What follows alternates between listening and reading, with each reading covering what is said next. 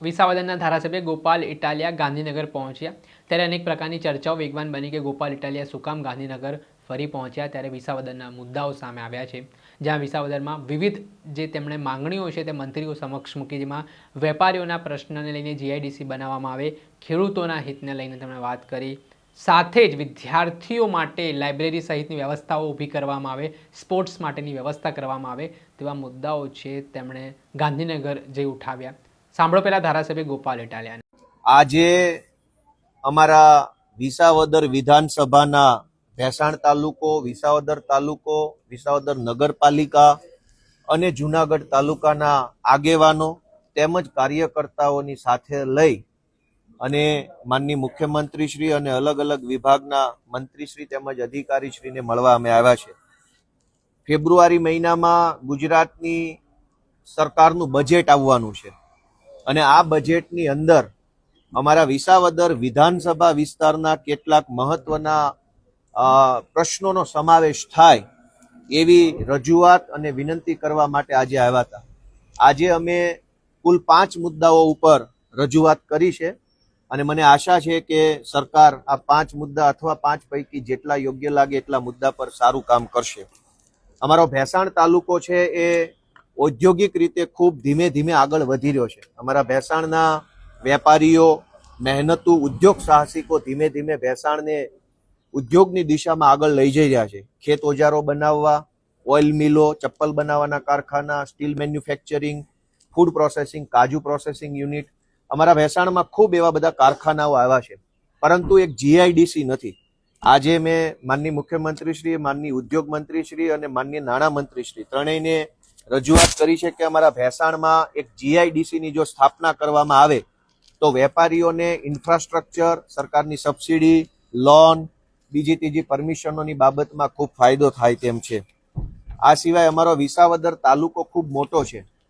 ભેસાણની GIDC બાદ વિસાવદર તાલુકો અને વિસાવદર નગરપાલિકાના કુલ મળીને વર્ષે 4 થી 5 હજાર વિદ્યાર્થીઓ કોલેજ અથવા હાયર સેકન્ડરીમાં ભણે છે, પણ અમારા વિદ્યાર્થીઓ માટે લાઇબ્રેરીની કોઈ સુવિધા આખા વિસાવદર તાલુકામાં નથી. એટલે આજે મેં સરકારને વિનંતી કરી છે કે જે બજેટ આવે છે એમાં અમારા વિસાવદર માટે એક સારી આલિશાન લાઇબ્રેરીની જો મંજૂરી આપવામાં આવે તો અમારા વિસાવદરના વિદ્યાર્થીઓને આગળ વધવામાં ખૂબ મદદરૂપ બની શકે તેમ છે. અમારો જુનાગઢ જિલ્લો ખેતી અને પશુપાલન આધારિત જિલ્લો છે, કેમ કે મોટાભાગનો વિસ્તાર જંગલ સાથે સંકળાયેલો હોવાથી અમારે ત્યાં ઉદ્યોગો ઓછા છે અથવા મર્યાદિત છે.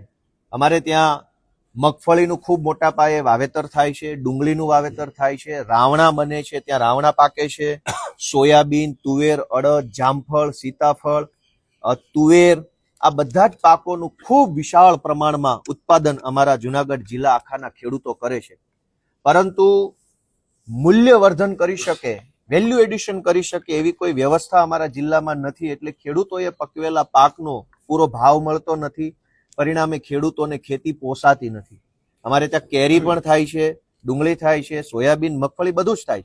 જો મગફળીનું તેલ કાઢી અને ત્યાં વેચી શકવાની વ્યવસ્થા ઊભી થાય, કેરીનો રસ બનાવી અથવા ડિહાઇડ્રેશન કરવાની વ્યવસ્થા ઊભી થાય, ડુંગળીનું ડિહાઇડ્રેશન કરવાની વ્યવસ્થા ઊભી થાય, સોયાબીનનું દૂધ કે સોયાબીનનું તેલ બનાવવાની વ્યવસ્થા ઊભી થાય, મિલ્ક પ્રોડક્ટ બનાવવાની વ્યવસ્થા ઊભી થાય, કોલ્ડ સ્ટોરેજો બને, સીડ ફાર્મિંગ થાય, આ બધી જો એગ્રો બેઝ ઇન્ડસ્ટ્રીઝની સ્થાપના જુનાગઢમાં થાય તો ખાલી જુનાગઢ જિલ્લામાંથી જ ખૂબ સારી રીતે ખેત પેદાશોનું પ્રોસેસિંગ કરી અને આખા ગુજરાતને સારામાં સારી ક્વોલિટીની વસ્તુઓ પૂરી પાડી શકાય એમ છે. આજે મેં રજૂઆત કરી છે કે અમારા જુનાગઢ જિલ્લામાં food processing unit, cold storage, dairy plant, તેલની મિલ, સીડ પ્રોસેસિંગ, આ વગેરે પ્રકારના યુનિટ્સની સ્થાપના કરી અને ખેડૂતોએ પકવેલા પાકનું મૂલ્યવર્ધન એટલે કે વેલ્યુ એડિશન થાય એવી એગ્રો ઇન્ડસ્ટ્રીઝની સ્થાપના કરવા માટે બજેટની અંદર જોગવાઈ કરવામાં આવે એવી રજૂઆત કરી છે.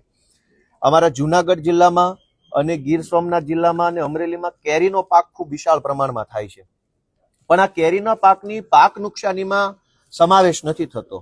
અન્ય જે જીરાયત પ્રકારના પાક છે એનો પાક નુકસાનીમાં સમાવેશ છે, પણ કેરીનો પાક નુકસાનીમાં સમાવેશ નહીં હોવાના કારણે કેરી પકવતા ખેડૂતોને દર વર્ષે ઘણું નુકસાન થાય છે. ક્યારેક માવઠાના કારણે, ક્યારેક અતિવૃષ્ટિના કારણે ફાલ ખરી જાય, ક્યારેક સોનમાં ખાવે જીવજંતુ આવી જાય અને કેરીના ફાલને નુકસાન પહોંચાડે છે.